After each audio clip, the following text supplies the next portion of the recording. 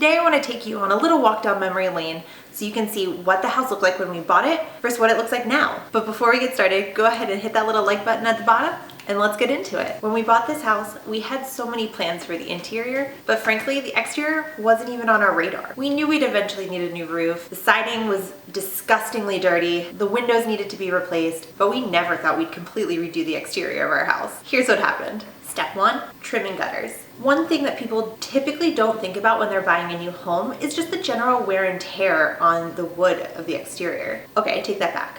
It occurred to Kevin.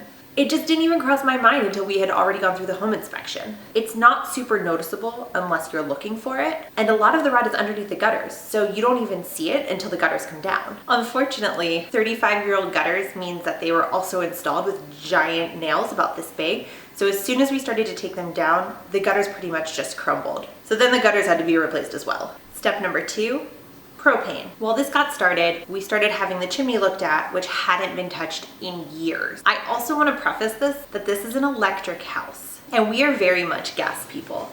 We even have a major gas line running right by our house.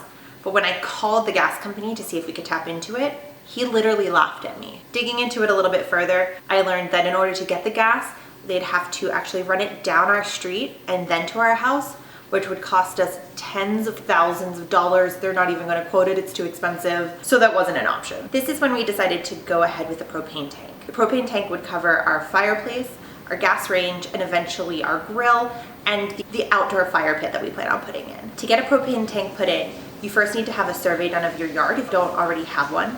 Ours was 35 years old, so we had to get a new one done just to make sure that they were putting the propane tank in the right spot. Then we had to have a company come out and run all of the proper piping from the necessary places to where the propane tank is gonna sit. In our case, we opted for a 100-gallon tank, which based on our needs, we would have to fill about 1 or 2 times a year. Now there are differences between natural gas and propane, such as how they burn. But for the most part, at least for our purposes, they're gonna work pretty synonymously. Step 3.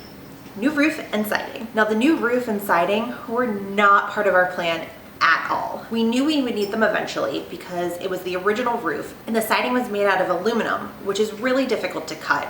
So any kind of window that we're going to be putting in is out of the picture until we got new siding. And we also couldn't patch any holes because they don't make aluminum siding anymore. So we were pretty much stuck until we were ready to redo the siding on the house. But that's a huge expense, so it just wasn't part of our plan. Lucky for us, there was a huge storm almost as soon as we moved in, and a company came to our door asking if we wanted to put in a claim, which sounds like a scam, I know, but they offered to do all of the heavy lifting. They were going to go to the insurance company themselves, and if we got the claim filled, then they got to do the work. So it was no heavy lifting for us, so we took them up on their offer. This turned out to be a great decision. Our roof and the siding on our entire house was completely covered by insurance, so all we had to do was pay the deductible. After selecting a black roof, they delivered the shingles onto the roof in large pallets. They then proceeded to tear the old roof down to the frame. Since the roof was so old, we ended up having to replace a lot of the plywood underneath the shingles just because of water damage and rot. Lucky for us, this is before the cost of plywood went through the roof. See what I did there? The new roof took about 2 days to fully remove and install. In the dead of summer, these guys were totally incredible. Now I know what you guys are thinking, looking at that picture. Sure, the roof looks great, but the whole color scheme, not fantastic. It's a little bit of a mess.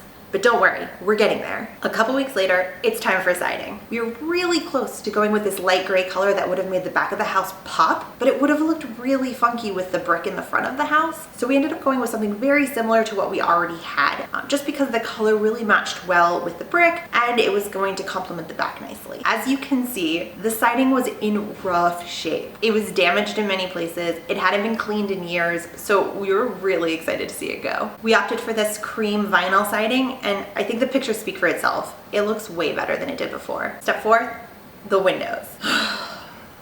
The windows were a long process.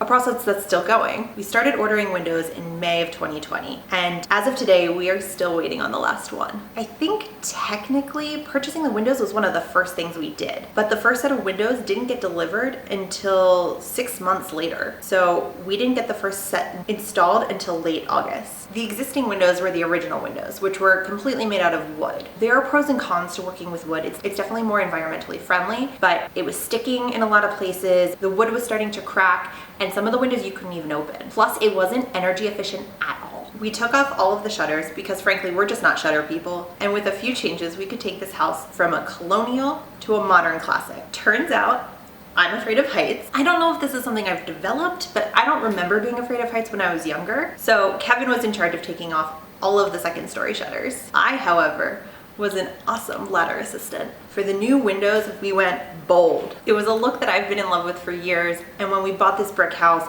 it was only a matter of time until we went ahead and moved forward with black windows. Now, there are a lot of fears going with black because you basically have two options. Number one, black steel. The pros, they're stunningly beautiful. The cons, they can be very expensive. You're really limited on how or if you can open them at all, and you typically don't put screens on them, so you're really not protected against bugs. The second option is black vinyl. Now, the pros for black vinyl are that it's very much less expensive. You can open the windows and you can put screens on them. The cons is that they're still going to be more expensive than white windows, and the black will eventually fade. Now, we're talking 10 years down the road, but they will fade. Ultimately, we decided to go with the black vinyl once we learned that the vinyl is paintable, so even if it fades, we can fix it in the future. But because they are more expensive, we opted to do the white vinyl in the back of the house where we didn't need the drama, and the black vinyl in the front of the house for the wow factor.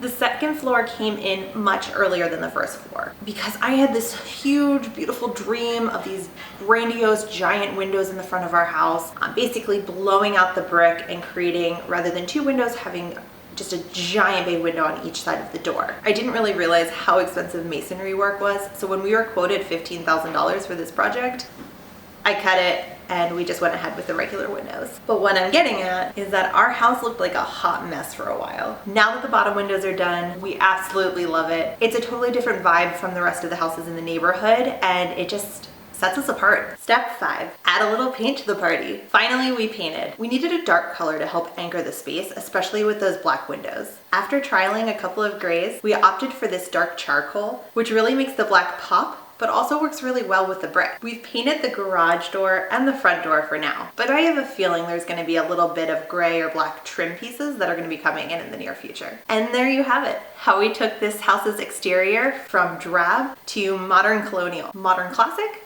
Is that a thing? The exterior of our house is full of projects that we didn't ask for and we didn't know we wanted. But we're so excited that the house is starting to look more in line with our vision. Next up, curb appeal. Thank you so much for watching. Be sure to like and subscribe below and be on the lookout for more videos on this channel. I'll see you guys all soon.